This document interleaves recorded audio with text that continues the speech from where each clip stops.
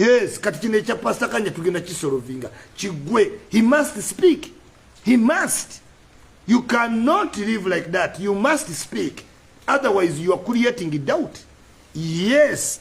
Nemuseveni olabe kitu ekigoba mugamba, this is a matter of national importance. You must speak to the country. Temujjukira kwolanya. Nga baagala kweyongezayo ennaku nembagaba, you must pronounce tiolanya afudde.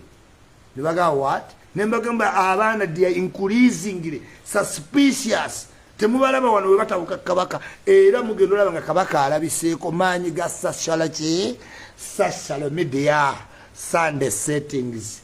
Si wente wenkola ku Sunday nayo obaka mbadde nino bowa very immediate. Kubanga the concern is becoming big.